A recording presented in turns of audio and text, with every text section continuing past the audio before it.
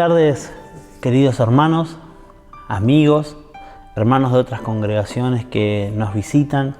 Sean muy bienvenidos y esperamos que en esta tarde podamos escuchar la palabra de Dios, podamos escuchar a su Espíritu hablándonos y reflexionando sobre qué es lo que Dios quiere para nuestras vidas, qué es lo que Dios quiere para su iglesia. Hoy Dios nos trajo a memoria un título importante: establece su gobierno. Realmente es necesario que podamos entender que tenemos que tener una vida que tenga gobierno de Dios.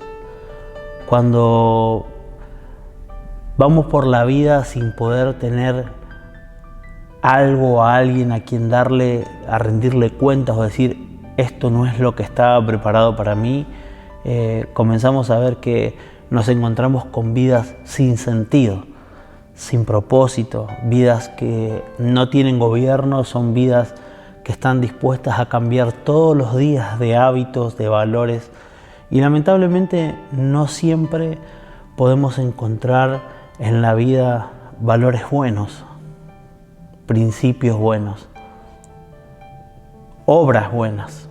Y por eso es que en esta predicación, en esta palabra, queremos hablar de parte de Dios y decirnos a nosotros mismos y a ustedes que nos están mirando: tenemos que establecer el gobierno de Dios en nuestras vidas. No podemos dejar de lado la participación de Dios. ¿Quién es Dios y qué es lo que ha hecho por nosotros?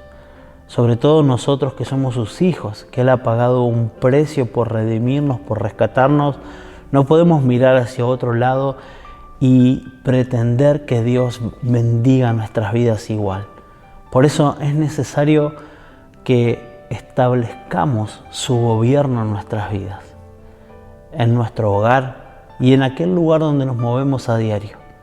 Y la responsabilidad de eso es nuestra, es personal. Nosotros tomamos la decisión de establecer el gobierno de Dios en nuestras vidas. Su trono, como vimos el domingo pasado, Él ya lo ha establecido y es eterno. No tiene principio y no tiene fin, porque Dios es así. Pero es necesario que ese gobierno, que ya está establecido y que tiene muchas características en las cuales nosotros podemos transitar y podemos disfrutar, que sea establecido en nuestras vidas. Por eso hoy vamos a compartir un pasaje que está allí en el capítulo 4 de Daniel y que habla sobre un rey que supo tenerlo todo, que le fue muy bien en la vida, que le fue muy bien ante sus súbditos, que le fue muy bien ante sus enemigos, que le fue muy bien mirándose a sí mismo y diciendo lo que él había logrado, pero que eso lo llevó también a desconocer y también a rechazar lo que Dios decía y lo que Dios establecía. Nabucodonosor, un rey que logró muchas conquistas, un rey famoso, conocido por muchas cosas que ha hecho, pero que también podemos leer allí en la palabra de Dios cómo él se determinó a no tener el gobierno de nadie en su vida, ni siquiera el gobierno de Dios. Y allí pagó las consecuencias. Por eso los invito a leer en Daniel capítulo 4, del verso 1 en adelante. Dice: yo, el rey Nabucodonosor, me dirijo a todos los pueblos, naciones y lenguas que habitan en todo el país. Que la palabra les sea multiplicada.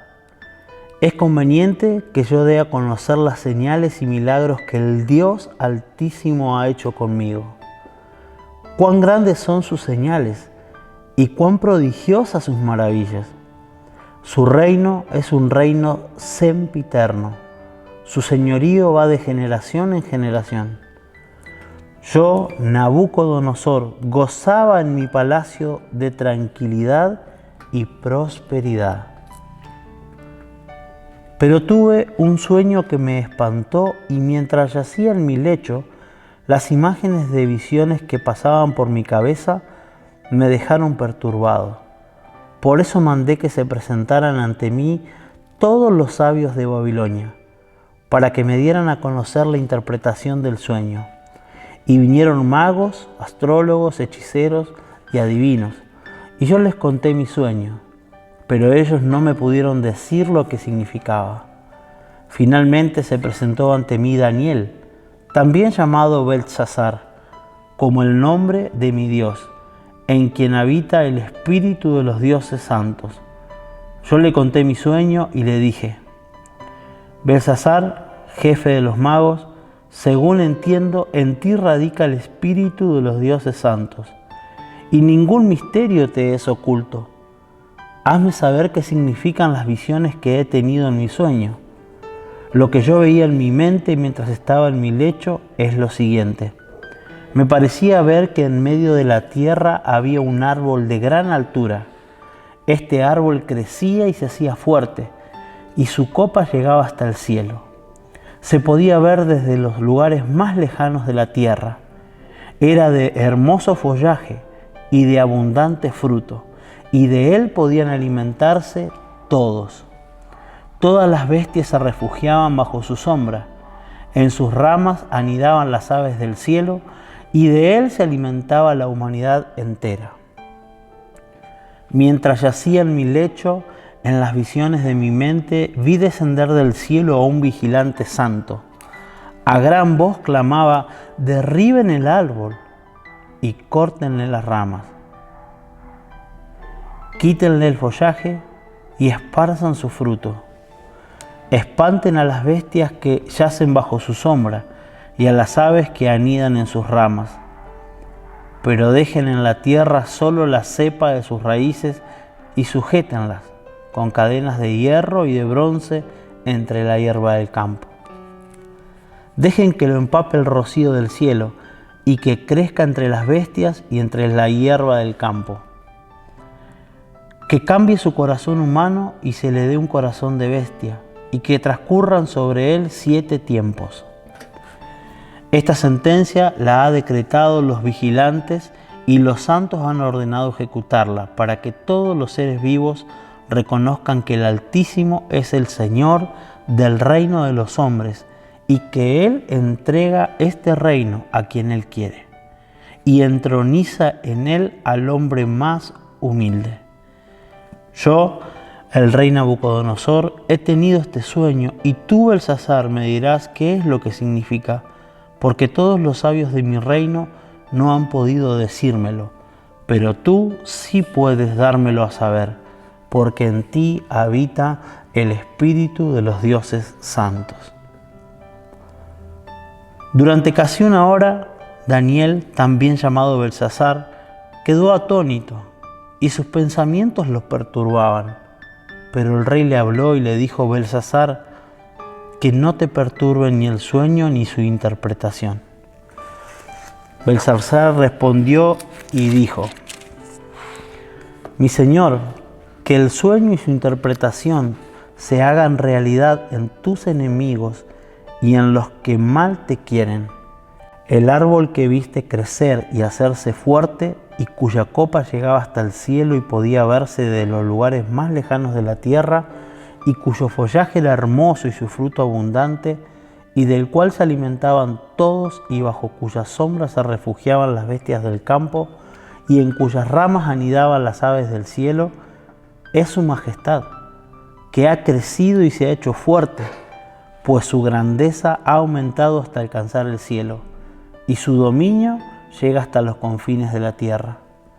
En cuanto al vigilante santo que su majestad vio descender del cielo y que decía: corten el árbol y destrúyanlo, pero dejen la cepa de sus raíces en la tierra y entre la hierba del campo, y sujétenla con cadenas de hierro y de bronce, y que lo empape el rocío del cielo, y que viva entre las bestias del campo hasta que transcurran sobre él 7 tiempos.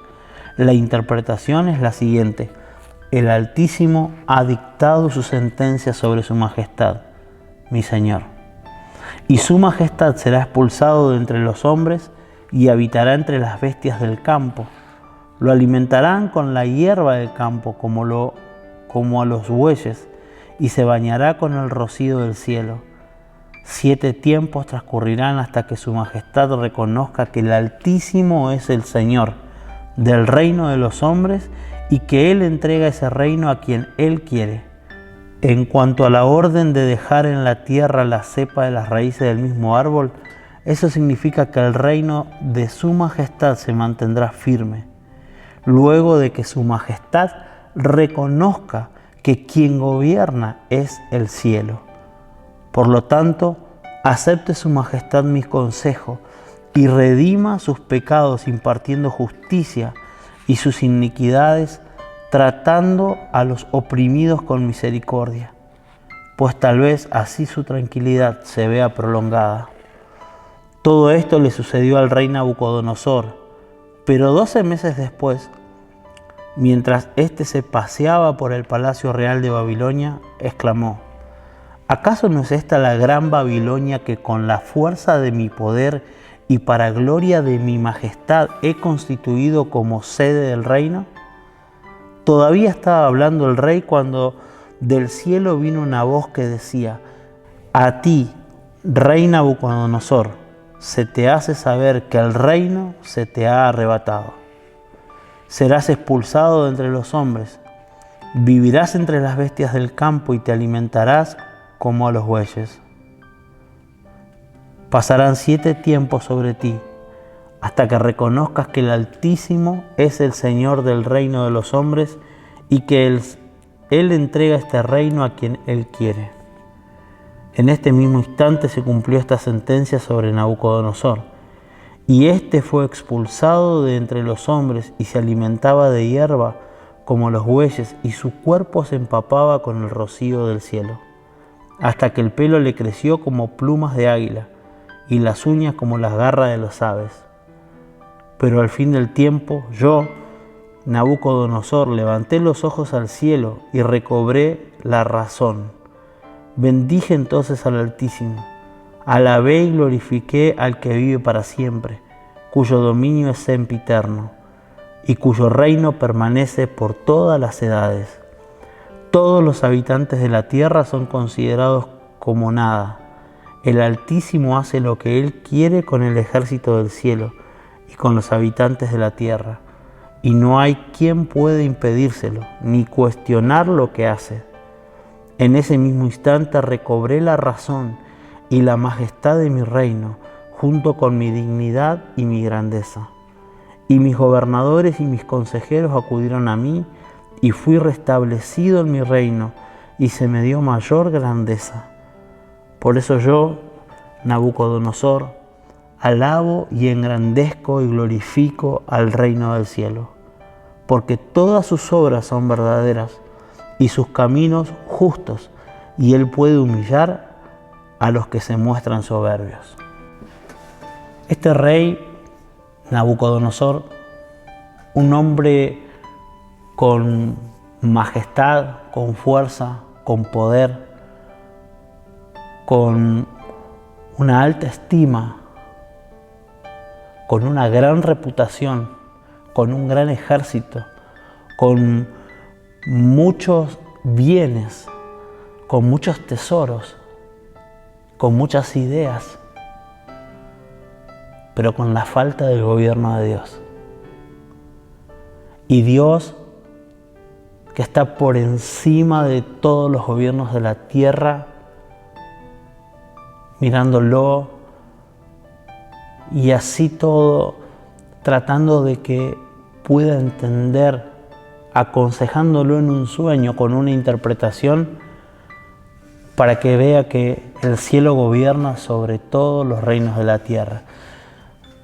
Hoy nos está pasando en nuestro país y en muchos países del mundo en los que encontramos gente que está a favor gente que está en contra, gente que piensa igual, gente que no piensa igual a los gobiernos y a los gobernantes que tenemos, que están de turno. Y aún así, la palabra también nos enseña que muchos de esos gobernantes se enseñorean del pueblo para ir más arriba, para tener más poder, para tener más ganancias. Pero Dios nos está invitando a que entendamos algo, que no hay nada ni nadie que pueda escaparse de Dios, que no hay nada ni nadie que pueda salirse del gobierno de Dios, sea para bien o sea para mal. Ahora, ¿cuál es nuestra responsabilidad? ¿Cuál será nuestra responsabilidad como iglesia, como hijos? ¿Vamos a establecer en nuestras vidas su gobierno? ¿Vamos a establecer en nuestros hogares su gobierno? ¿Vamos a establecer en esos lugares donde vamos todos los días, esos lugares cotidianos, su gobierno? ¿O pondremos otro gobierno por delante? El nuestro, el de nuestros gobernantes, el de nuestros partidos políticos, el de nuestros colectivos, porque ahora está de moda llamar a pensamientos diferentes colectivos de diferentes colores. Ahora, ¿dónde ponemos a Dios? ¿A dónde ponemos el gobierno de Dios? ¿A dónde ponemos las leyes de Dios? ¿A dónde ponemos los mandamientos de Dios? ¿A dónde vamos a poner, amada iglesia, lo que Dios piensa y lo que Dios dice? Cuán importante es poder tener vidas gobernadas por aquel que es eterno. Aquí, en este pasaje que leímos, una historia un poquito larga, pero precisa para estos tiempos. Si hemos estado dejando fuera de nuestras vidas su gobierno, es hora de pensar y de recapacitar y de decir: queremos tu gobierno, Señor. Queremos que tu gobierno se establezca en nuestras vidas, porque así te vamos a agradar y porque así nos va a ir bien. Bajo el gobierno de Dios es imposible que nos vaya mal. Es un Dios de amor, de gracia, de misericordia, de prosperidad. Y no hablo solo de una prosperidad económica que en este mundo nos sirve para algo, sino de prosperidad en todos los ámbitos.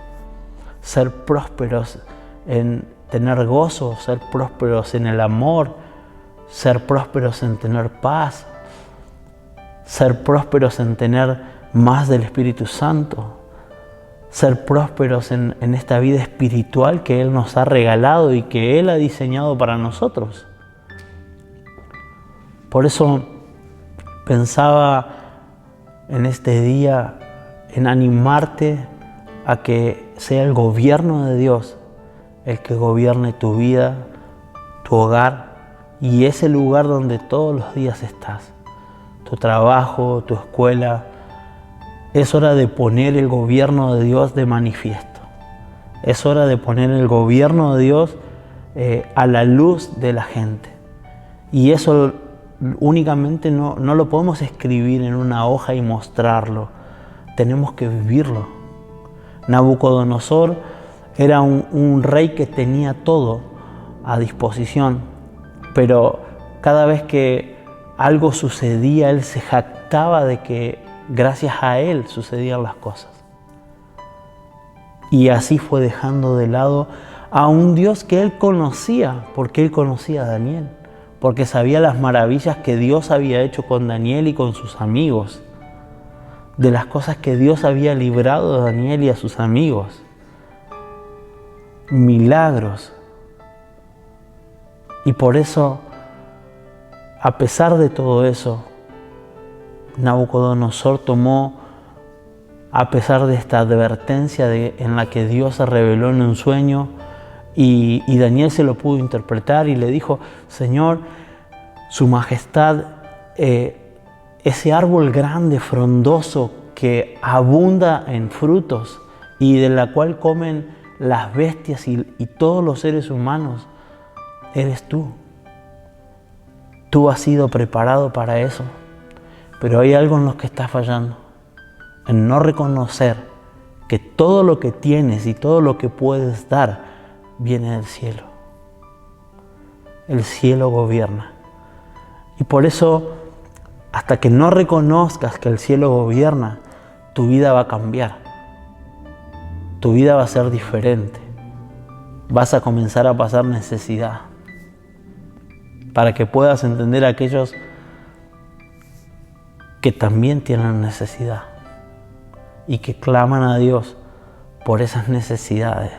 La palabra nos dice que un año después de haber recibido el sueño y su interpretación, un día el rey salió a los balcones de su palacio y comenzó a ver Babilonia tan linda, tan hermosa, y dijo: lo que he logrado, lo que me pertenece.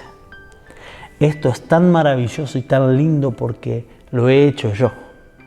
En ese instante, a pesar de la advertencia y a pesar de todo lo que Dios había hablado en su vida, sucedió lo peor. Sucedió una transformación en su vida tal que lo llevó a depender, inclusive bañarse del rocío del cielo. Lo llevó a pensar, a tener una mente de una bestia en vez de la mente de un rey. Y fíjense cómo esto se compara a nuestras vidas.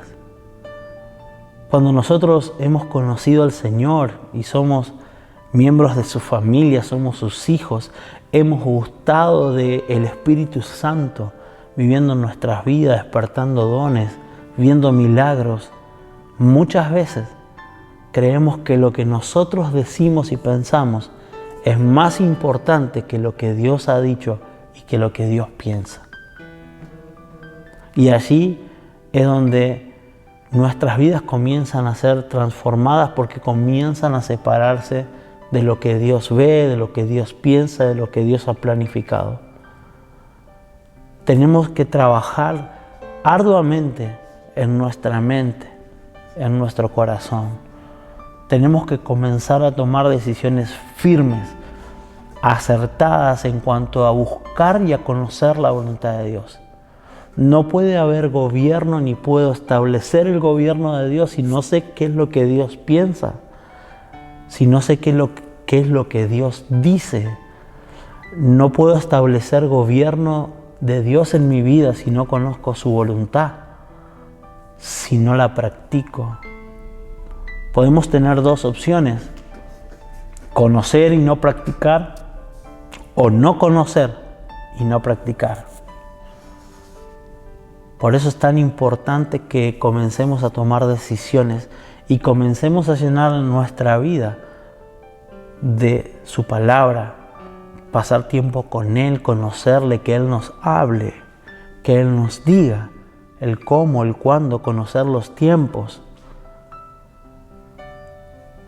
Queridos hermanos, amada iglesia, establezcamos su reino en nuestras vidas. Establezcamos su reino y su gobierno en nuestros hogares.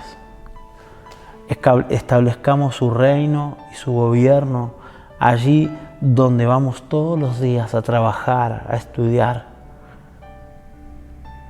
El apóstol nos decía, en la palabra de Dios nos dice que somos cartas leídas, que somos personas que dan testimonio. Para que una carta pueda ser leída es necesario dos cosas: la carta y la persona que la lee. Y la persona que la lee son aquellas personas que están a tu alrededor.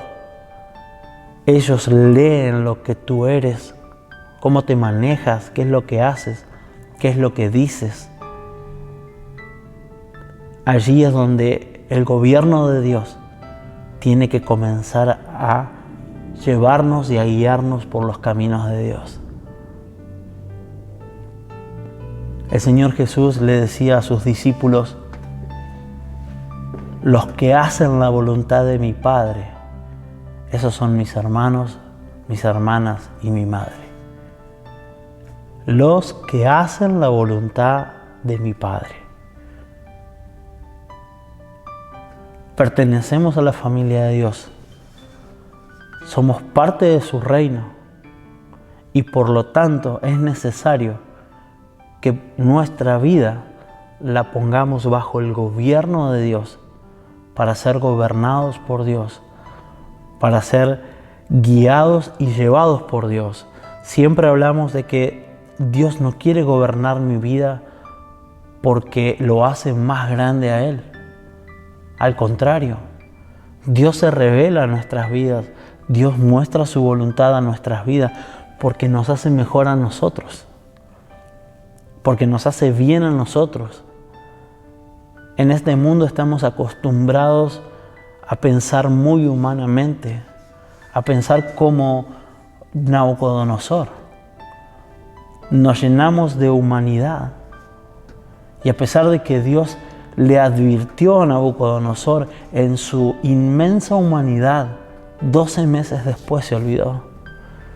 Yo no sé si te ha pasado alguna vez.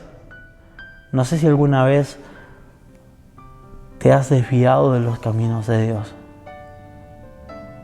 Pero eso nos quiere decir algo. No es un bien adquirido si un día decido estar bajo el gobierno de Dios, que sea para toda la vida. Todos los días tenemos que trabajar en vivir bajo el gobierno de Dios, bajo su voluntad. Como dice el Salmo 91, bajo el abrigo del Altísimo, habitando allí, habitando bajo sus preceptos, habitando bajo sus palabras, bajo sus valores, bajo sus principios. Cuando Dios nos llama a perdonar, tenemos que perdonar. Cuando Dios nos llama a amar, tenemos que amar. Cuando Dios nos llama a orar, tenemos que orar. Eso es vivir bajo el gobierno de Dios. La obediencia. Todos conocemos las consecuencias de la obediencia y de la desobediencia. La hemos leído muchas veces y las veces que no la hemos leído, la hemos experimentado. Desde niños, alguna vez hemos sido obedientes y otras veces desobedientes. Y si no la hemos leído, la obediencia y la desobediencia tienen resultados diferentes, frutos diferentes, premios diferentes. Y por eso es necesario que seamos obedientes a lo que Dios dice, a lo que Dios ha planificado para nosotros, establecer su gobierno en nuestra vida. Así que, queridos hermanos, queridos amigos, no perdamos de vista que Dios gobierna sobre toda la humanidad y gobierna sobre todos los reinos de la tierra, y Dios gobierna sobre los cielos. El cielo gobierna. Vivamos esta semana pensando en que el gobierno no es del hombre, sino de Dios. Que el gobierno que está establecido en nuestro hogar, en nuestro trabajo, no es de hombre, sino de Dios. Allí encontraremos descanso, allí encontraremos prosperidad, allí encontraremos esas cosas que tanto buscamos y anhelamos y que muchas veces no encontramos porque van en contra de lo que Dios ha pensado para nuestras vidas. Quiero invitarlos a orar. Establece el gobierno de Dios en tu vida. Establece el gobierno de Dios en tu hogar. Establece el gobierno de Dios en ese lugar cotidiano donde todos los días te toca ir. Lleva tú el gobierno de Dios. Lleva tú el gobierno de lo que Dios está haciendo en la tierra y lo que está haciendo en tu vida. Lleva tú los pensamientos, los principios, los preceptos.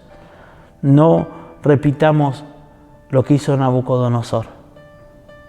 A pesar de estar advertido, a pesar de haber tenido un sueño, a pesar de que Dios fue claro en decirle el cielo gobierna, él un día pensó y se determinó a que nadie podía gobernar su vida, ni siquiera Dios. Y hay vastos ejemplos en esta vida de personas que dijeron, ni Dios puede hacer esto. Y Dios lo hizo. Por eso les animo a que tengamos en cuenta y pongamos en práctica el gobierno de Dios. Oramos. Señor, te damos gracias porque tú eres fiel, tú eres grande, tú eres misericordioso. Gracias, Señor, porque cuando miramos a las personas y tenemos a las personas, Señor, como referentes, Señor, a veces a veces nos creemos que somos más justos, más buenos, más grandes. Pero, Señor, cuando comenzamos a mirarte a ti, nos damos vuelta y te vemos a ti, vemos cuán chiquitos somos, cuánta injusticia hay en nuestra vida. Qué poco amor, Señor, que a veces solemos llevar.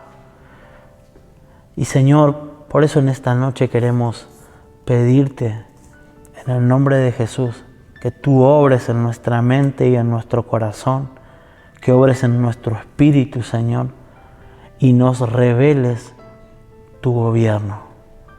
Señor, el cielo gobierna sobre humanos y sobre toda la tierra. El cielo gobierna. Y, Señor, tú gobiernas el cielo. Por eso, Señor, en esta tarde queremos darte gracias. Te damos toda la gloria, toda la honra, Señor, porque tú has, Señor, pensado en gobernarnos a nosotros. Señor, que sea tu gobierno el que rija nuestras vidas. Que no estemos, Señor, pendientes, sobre todo en estos tiempos, Señor, de que los gobiernos humanos vayan a cambiar lo que somos o tenemos. Todo te pertenece a ti, Señor. Todo es tuyo, todo lo creaste tú y todo subsiste por ti, Señor. Por eso te queremos pedir que tú gobiernes nuestras vidas, tú gobiernes nuestros hogares y tú gobiernes, Señor, los lugares en los que nos movemos cada día, Señor. Te amamos, te necesitamos, anhelamos tu presencia. Señor, tú nos has en esta noche advertido de cómo se vive sin tu gobierno. Y por eso queremos pegarnos a ti, aferrarnos a ti, conocer más de ti, para vivir bajo tu voluntad, para vivir bajo tu gobierno, Señor. Gracias porque tú eres fiel a ti mismo. Y gracias porque, Señor, tu fidelidad es la que sostiene el que nosotros, a pesar de mirar muchas veces para otro lado, a pesar de que muchas veces equivocarnos, tú nos vuelves a mirar, Señor, con misericordias nuevas, nos vuelves a mirar con amor, nos vuelves a mirar con gracia. Señor, ayúdanos en todo tiempo a reconocer que tú eres nuestro gobernador. Te bendecimos y te damos toda la gloria en el nombre de Jesús. Amén.